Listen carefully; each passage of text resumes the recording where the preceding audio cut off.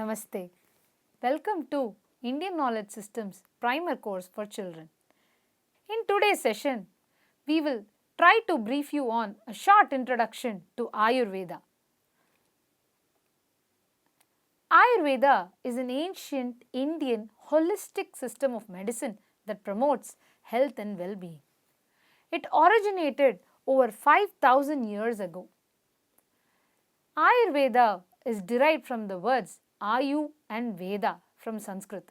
Ayu means life, while Veda means knowledge. Ayurveda thus means science of life.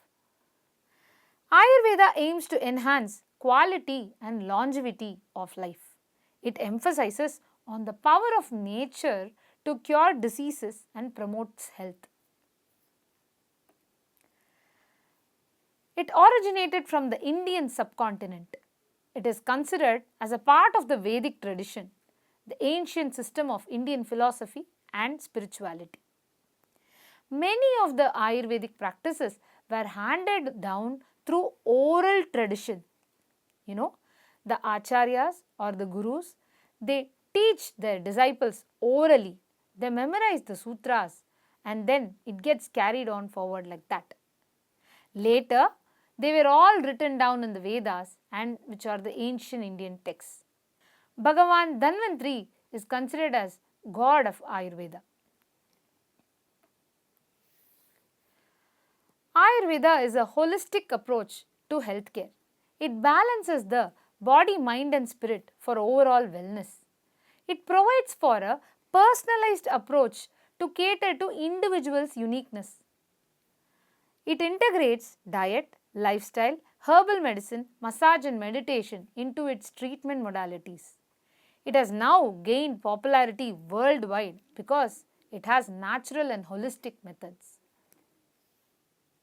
The Indian philosophy has provided for a framework which is called the Purusharthas in order to aid a human life towards fulfillment. These are considered as goals of human life.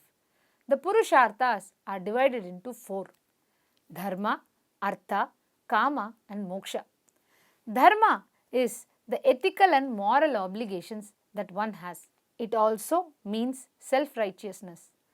Observance of laws and customs, duties and responsibilities, and the pursuit of truth and righteousness are all called as dharmic activities. So when one goes on to performing any activity, it is advised that all the three Purusharthas in this framework are definitely followed, while the fourth, that is moksha, will follow suit. Artha here means pursuit of wealth. Wealth, not just material wealth, but prosperity, which is useful for enabling individuals to fulfill their basic needs and aspirations. For example, a Vidyarthi's wealth, a student's wealth is that of good knowledge, while a businessman's wealth could be in terms of his investment portfolio. Kama means pursuit of pleasure and fulfillment. It brings joy, happiness and fulfillment to individuals. Sometimes even eating a good ice cream during summer days is a pursuit of Kama and it is acceptable. Moksha is spiritual enlightenment and liberation. It is the highest and ultimate goal of human life. Pursuit of self-realization, that is the realization of the ultimate truth and attainment of eternal peace and happiness, is considered very unique and very important in the Indic thought process.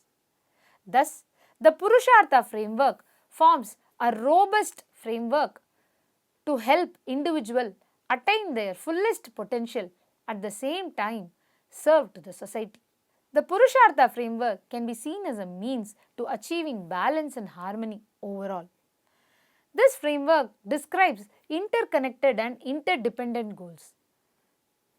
The goals are interconnected because when you intend to wield your dharma, you also will be pursuing your kama and your artha. At the same time, when you are using right means of artha pursuit, then you are also pursuing your dharma.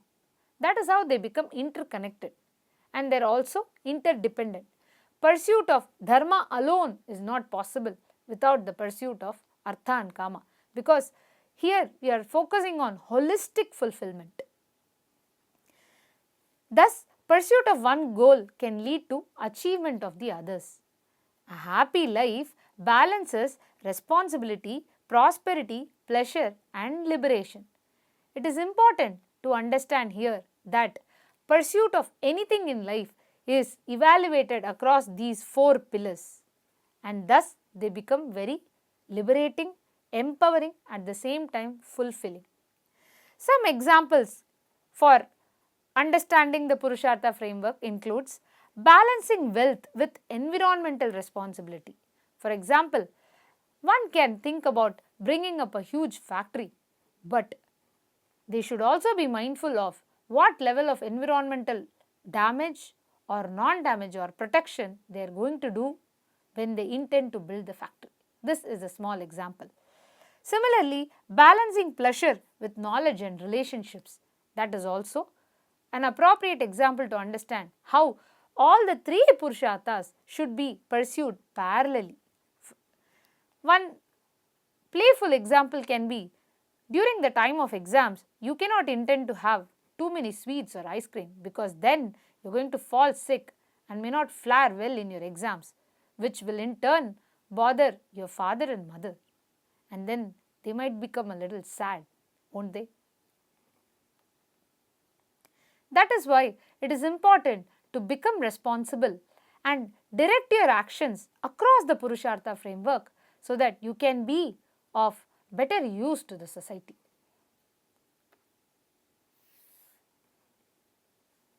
Ayurveda also emphasizes on the Purushartha.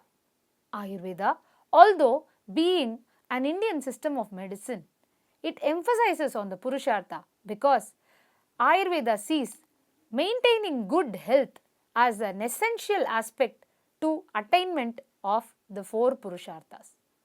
Let us see how.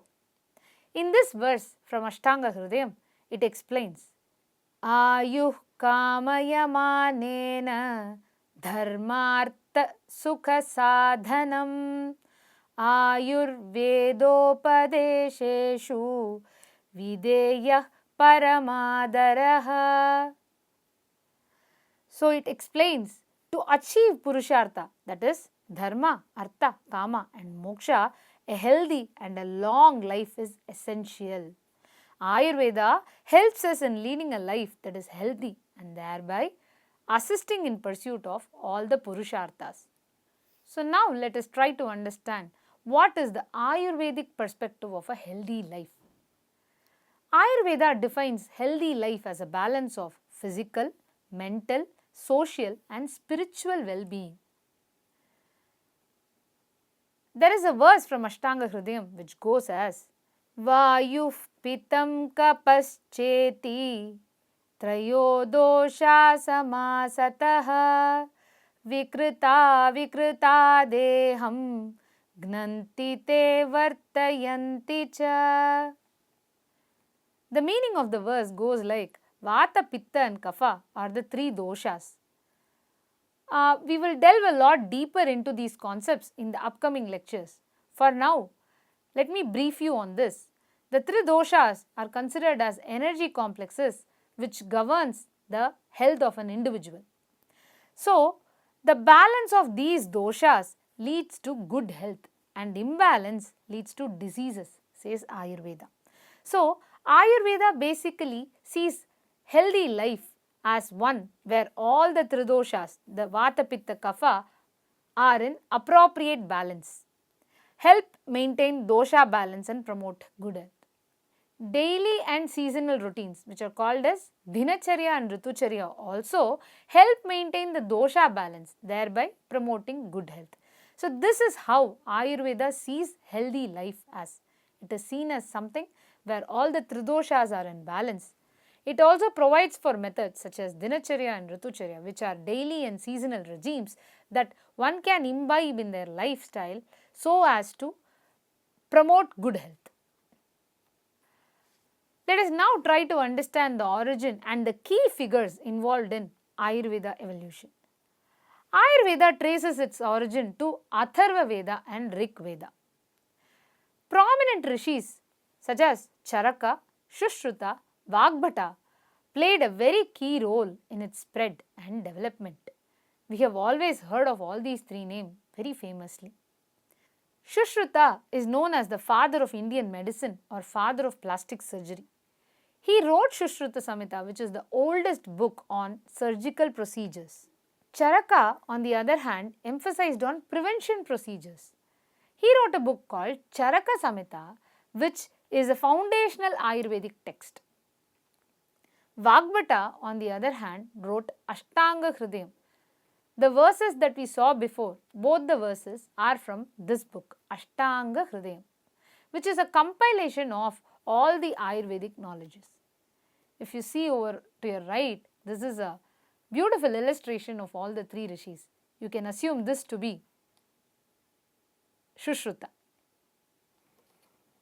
because he seems to be doing some sort of a surgical procedure. So, these three books, Shushruta Samhita, Charaka Samhita and Ashtanga Hridaya, are called as Brihatrayis.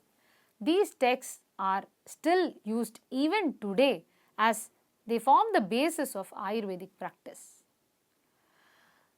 As generations passed, when we moved on from the oral tradition to the bookish tradition, there was a family of Vaidyas called the Ashtavaidyas in Kerala who laid the strong foundation for Ayurveda. They were proponents in Ashtanga Hridayam. Initially, 18 families of Ashtavaidyas were created. Now, in the present day, only 8 of them remain active. Ayurveda continues to spread and gain popularity worldwide as people seek natural and holistic approaches to healthcare. The government of India has also formed Ayush Mantralaya or Ayush Ministry, especially to popularize Ayurveda. Ministry of Ayush was established in 2014 to promote traditional and alternative systems of medicine. If you see, Ayush means Ayurveda, Yoga, Unani, Siddha and Homeopathy. Soa Rigpa, which is a Tibetan traditional medicine, is also added to this. It aims to provide affordable healthcare solutions and integrate traditional systems of medicine into modern healthcare. Ayush Ministry focuses in developing and promoting Ayush system of medicines. It offers various schemes, infrastructures, human resources and research development for this particular process. Couple of examples can be, one is the establishment of All India Institute of Ayurveda. This is a very premier institute that teaches Ayurveda as a higher education course. Ayush Ministry also provides training and capacity building programs for Ayush practitioners. It also provides scholarship for students. One of the capacity building program that can be said is that it conducts Poshan Ma campaign during the month of September, which is about involving traditional nutritional practices into day-to-day routine. Ayush Ministry, in order to popularize Ayurveda, also observes Ayurveda Day. Ayurveda Day falls on Dhanvantri Jayanti. As we mentioned earlier, Bhagavan Dhanvantri is considered the god of Ayurveda. So, Dhanvantri Jayanti, which is 2 days prior to Diwali, falling on the Krishna Paksha Trayodashi Tithi, is celebrated as Ayurveda Day. The intent is to create awareness and talk about the benefits of Ayurveda. Let us also try to understand Ayurveda as a system of science. What are all the branches that it offers? Currently, Ayurveda has 8 main branches. First is Kaya Chikitsa. Chikitsa means treatment. So, Kaya Chikitsa is where it's concerned about general diseases such as fever, cold, cough or diabetes. Treatment of such general diseases is called as Kaya Chikitsa. The imbalance of the doshas are examined here. Second is Bala Chikitsa. This is concerned with nourishment, growth and health of the children. Third is Bhuta Chikitsa. This deals with the treatment of diseases that affect the mind and are mostly based on astrology and mantra. The fourth one is Urdhvanga Chikitsa, which means deals with treatment of ailments related to eyes, ears and nose and throat region. Shalya Chikitsa is treatment through surgical procedures. Damshtra Chikitsa is removal of toxins and other poisonous substances from the body. The seventh one is Jara Chikitsa. It talks about elderly care where deals with long life of old people and treatment of dire ailments. Vrisha Chikitsa, the last group or the last branch, deals with treatment of diseases related to reproduction. An Ayurvedic Vaidya understands that the body and mind are connected and treats the illnesses accordingly. Ayurveda's different branches helps to address specific health concern and ensures holistic health care. So we can see that Ayurveda offers to provide for a holistic, prevention-oriented healthcare approach. And this has been practiced for centuries. It is ingrained in our Bharatiya tradition. It provides an individualized approach because the Vaidya assesses the dosha imbalance of that particular individual and prescribes treatment plans based on those inputs alone. So the treatment is about focusing on restoring balance and harmony in the individual or the patient's body. Ayurveda's principles of balance, moderation and harmony are universally applicable, and it can help everyone live a healthier and a more balanced life. Thank you.